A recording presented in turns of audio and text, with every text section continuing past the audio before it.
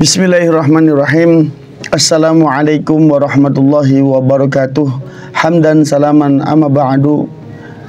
Sahabat As-Siddiqiyah TV yang dimuliakan oleh Allah Subhanahu wa taala. Pertama-tama marilah kita bersyukur kepada Allah Subhanahu wa taala karena kita telah diberikan kesempatan untuk menjumpai bulan suci Ramadan tahun ini. Mudah-mudahan Allah Subhanahu wa taala memberikan kita keistiqomahan selalu dalam menjalankan ibadah-ibadah di bulan suci Ramadan. Salawat dan salam kita haturkan pada junjungan kita Nabi besar Muhammad sallallahu alaihi wasallam. Mudah-mudahan kita semuanya insyaallah mendapatkan syafaatul uzmanya di yaumil qiyamah nanti. Amin ya rabbal alamin. Sahabat As-Siddiqiyah TV yang dimuliakan oleh Allah Subhanahu wa taala, pada kesempatan kali ini kita akan membahas tentang satu kisah Nabi Adam alaihi salam. Pemirsa, sahabat As-Siddiqiyah TV yang dimuliakan oleh Allah Subhanahu wa taala, akidah dasar umat Islam menyatakan bahwa nenek moyang manusia adalah Nabi Adam alaihi salam. Ini berbenturan sangat keras dengan teori-teori barat yang menyatakan bahwa nenek moyang manusia dari kera, nenek moyang manusia dari simpanse, dan lain sebagainya. Islam datang untuk meluruskan hal tersebut. Maka dalam akidah dasar Islam, nenek moyang umat manusia adalah Nabi Adam alaihi salam. Apalagi di dalam hadis baginda Rasulullah sallallahu alaihi wasallam, nenek moyang kita itu sesuatu yang sangat mulia. Bukan seperti kera, bukan seperti simpanse, bahkan nenek moyang kita itu tingginya setinggi 60 hasta. Hal ini dikabarkan oleh baginda Rasulullah sallallahu alaihi wasallam yang diriwayatkan oleh Imam Abu Hurairah radhiyallahu anhu, khalaqallahu Adam wa tuluhu sittuna dhira'an. Allah menciptakan Nabi Adam alaihi salam setinggi 60 dhira' atau 60 hasta. Kalau satu hastanya itu 45 cm, kira-kira Nabi Adam alaihi salam memiliki tinggi sekitar kurang lebih 30 meter. Subhanallah, besar sekali. Lalu kenapa kok manusia akhir zaman tuh tingginya ada yang 160 cm, ada yang 170 cm, paling tinggi 2 meter, 200 cm. Karena hadis ini dijelaskan juga, falam yazilul khalqu yanqusu hatal an. Sedangkan anak cucu Adam diciptakan mengecil hingga sampai sekarang. Jadi dari Nabi Adam alaihi salam terus keturunannya semakin mengecil sampai sekarang manusia itu rata-rata memiliki tinggi 1,7 1,8 meter. Ini hadis riwayat Bukhari dan Muslim.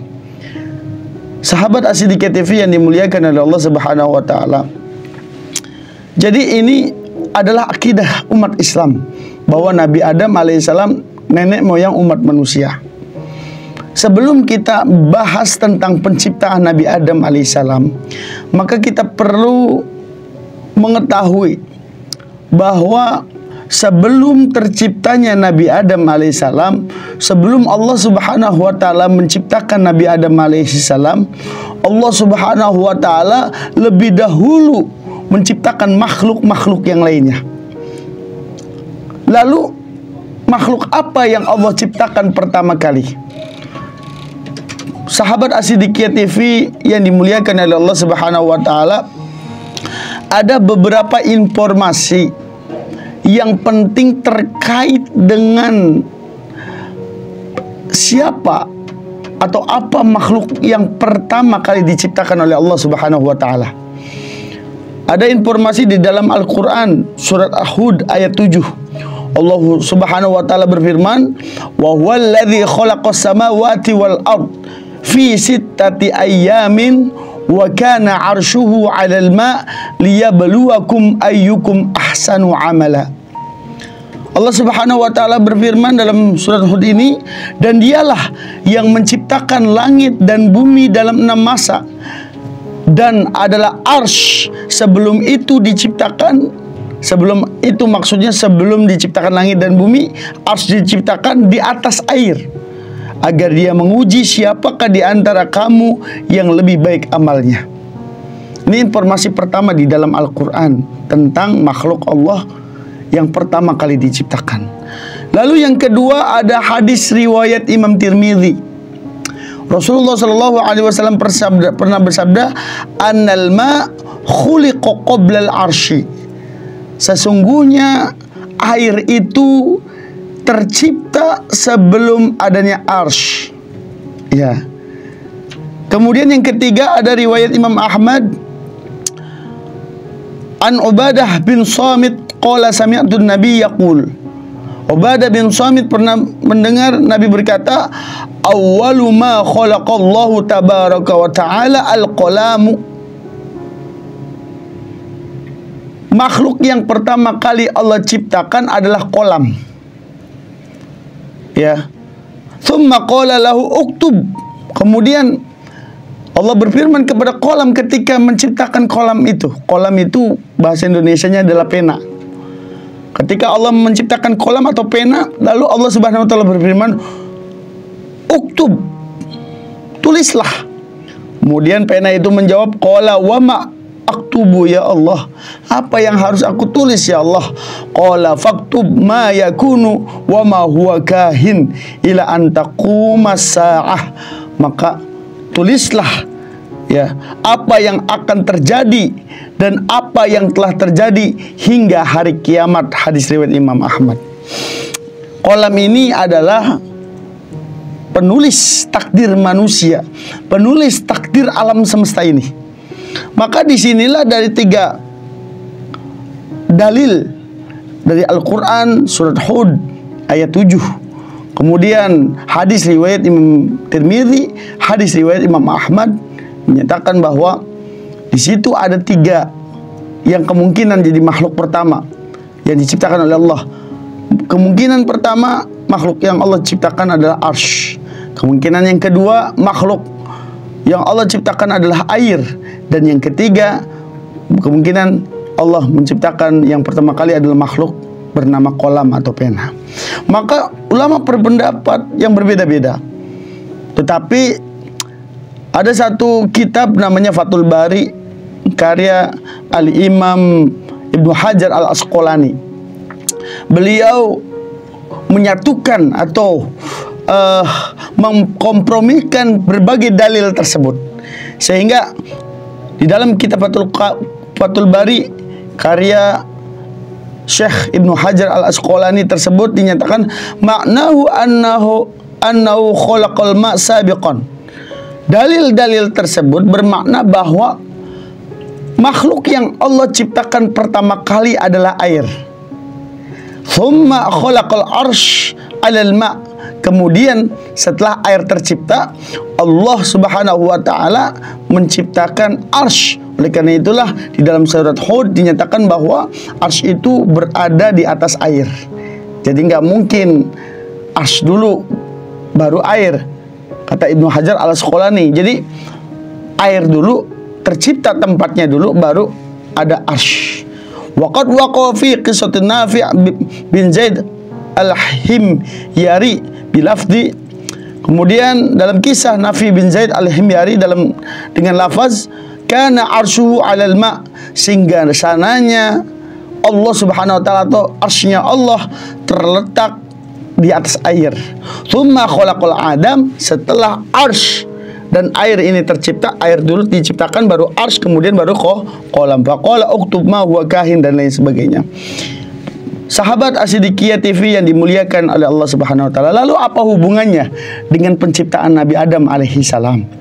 Ketika kolam diciptakan oleh Allah, pena diciptakan oleh Allah, makhluk yang ketiga menurut Ibnu Hajar Al-Asqalani setelah penciptaan air dan arsy, maka pena tersebut mencatat takdir semua makhluk hidup yang ada di dunia ini, di alam semesta ini, dari penciptaan pertama hingga penciptaan di akhir kiamat nanti. Kemudian oleh karena itulah baginda Nabi SAW menginformasikan kepada kita di dalam hadis riwayat Imam Muslim, kataballahu maqadirul khalaik, Allah mencatat takdir setiap makhluk qabla ayyukhlaqus samawati wal ard, sebelum penciptaan langit dan bumi, bi khamsina alfasanatin, sebanyak 50.000 tahun sebelum penciptaan langit dan bumi. Jadi dari hadis ini dinyatakan bahwa takdir manusia itu sudah dicatat oleh kolam. Takdir saya, takdir sahabat As-Siddiqiyah TV yang dimuliakan oleh Allah Subhanahu wa taala, itu semuanya sudah dicatat, sudah ditulis oleh makhluk yang namanya Al-Qalam ini sebelum penciptaan langit dan bumi 50.000 tahun yang lalu, sebelum penciptaan langit dan bumi. Nah, ketika sudah ditulis semua, maka disitulah takdir Allah berjalan terus menerus hingga sampai sekarang.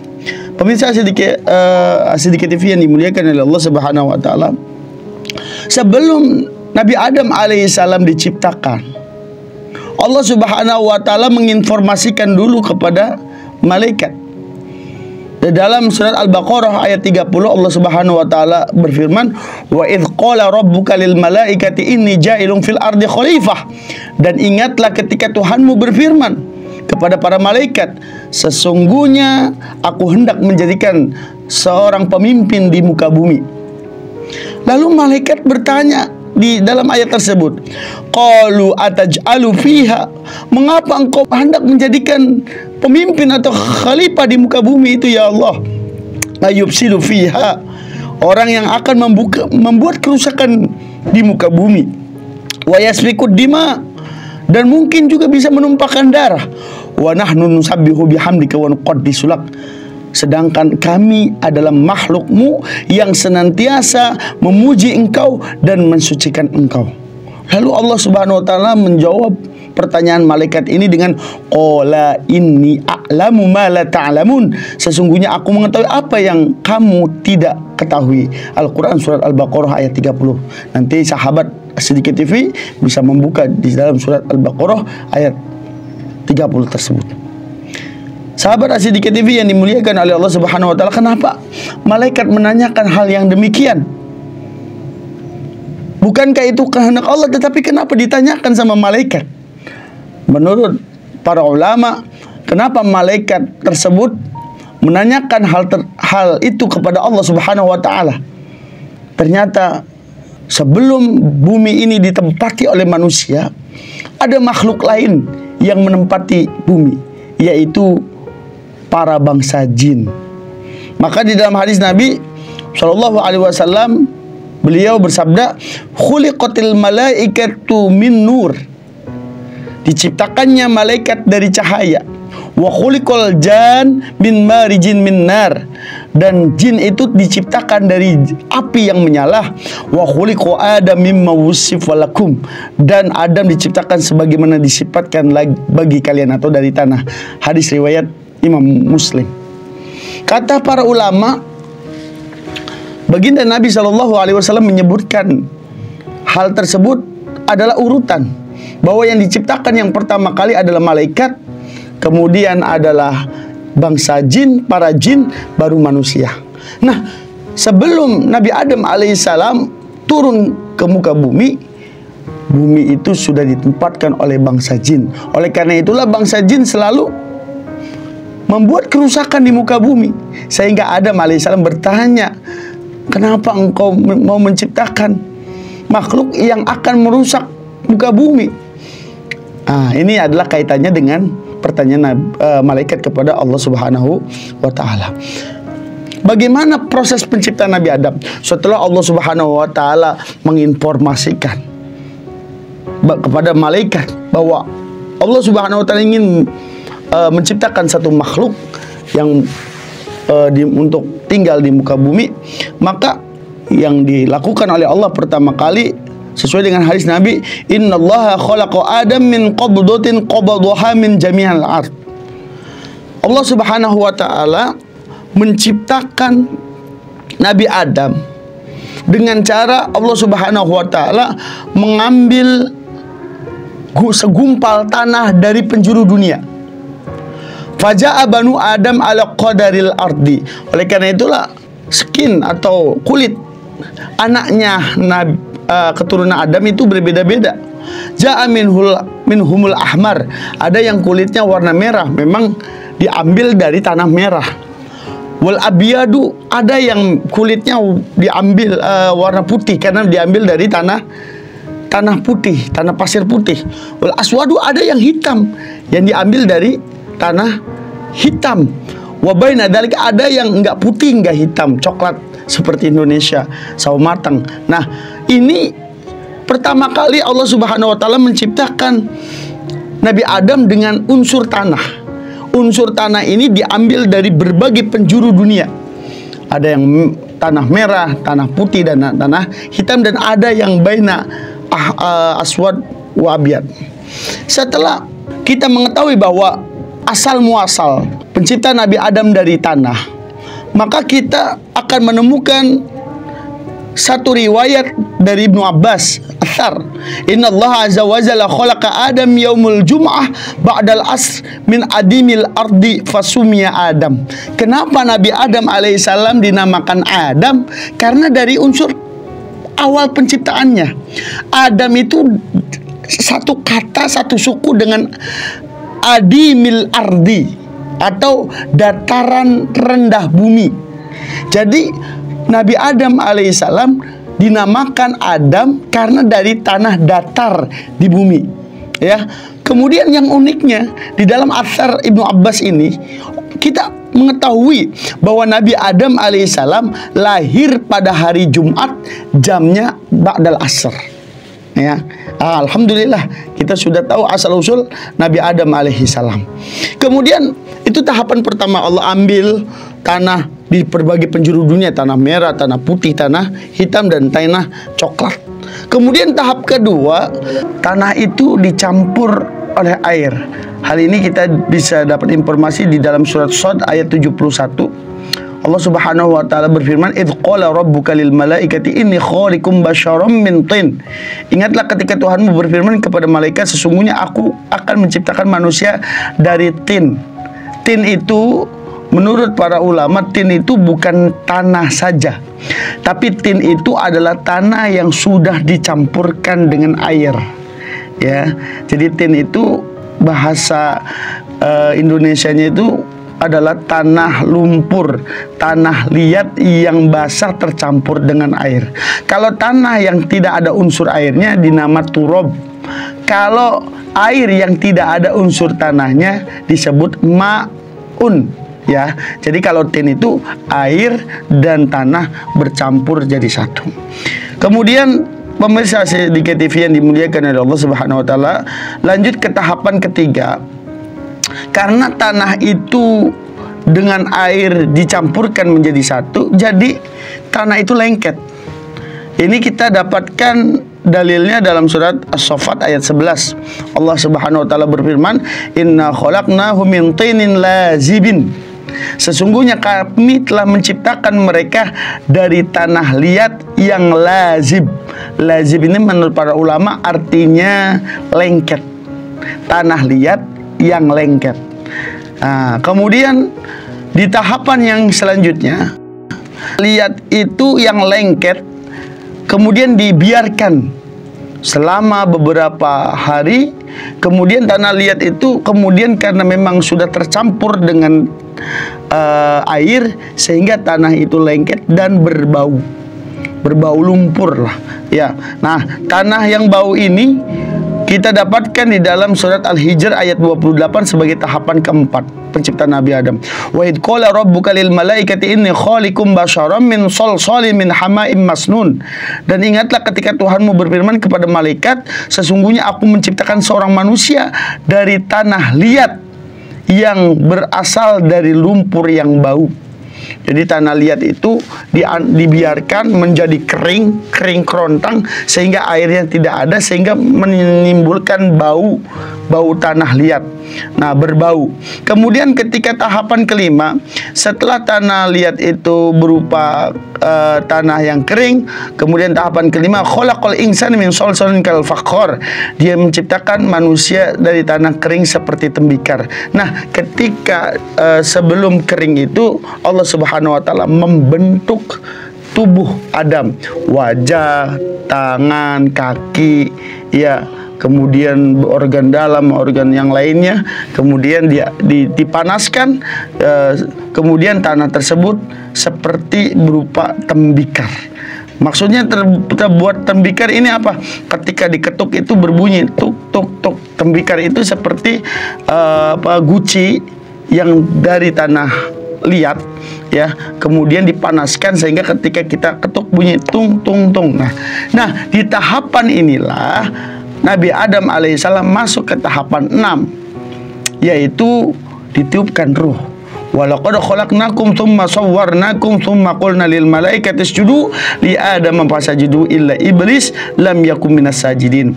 Sesungguhnya kami telah menciptakan kamu wahai Adam, lalu kami bentuk tubuhmu, kemudian kami katakan kepada malaikat, bersujudlah kamu kepada Adam.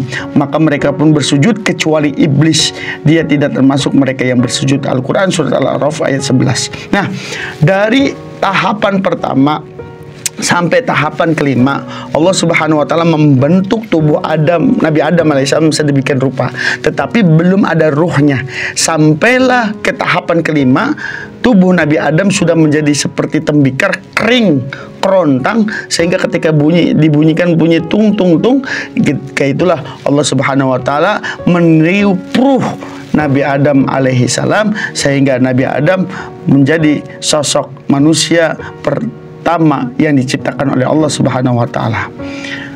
Lalu apa hikmahnya kita mengetahui penciptaan Nabi Adam? Hikmah yang pertama ketika kita mengetahui penciptaan Nabi Adam adalah agar kita tidak boleh angkuh, tidak boleh sombong, tidak boleh kita merasa paling mulia, paling hebat, paling keren. Enggak. Karena memang manusia itu diciptakan dari tanah liat yang bau, ya. Makanya Nabi sallallahu alaihi wasallam bersabda, "Wan nasu banu Adam wa Adam min turab." Manusia adalah keturunan Nabi Adam, dan Adam itu berasal dari turab, tanah yang berasal dari bumi, ya, Imam Ahmad. Maka kalau kita berasal dari tanah, maka kita tidak boleh sombong. Tanah itu adanya di bawah. Bahkan unsur tanah itu memiliki sifat qanaah. Coba kalau ada tanah kita injak, nggak marah dia. Kita pukul tanah itu nggak marah, karena hakikat tanah itu adalah memiliki sifat qanaah, nerimo apa adanya. Kemudian yang kedua, hikmah kita mengetahui penciptaan Nabi Adam adalah sebagai bantahan dari teori Darwin yang menyatakan bahwa umat manusia itu asal muasalnya dari kera atau simpanse. Ini dibantah sama akidah dari umat Islam bahwa manusia itu diciptakan oleh Allah, bapak moyangnya adalah Nabi Adam alaihissalam. Kemudian yang ketiga, hikmah yang ketiga adalah Allah yang langsung menciptakan Nabi Adam alaihissalam. Ya, maka Nabi Adam adalah makhluk yang paling istimewa. Berbeda dengan kita.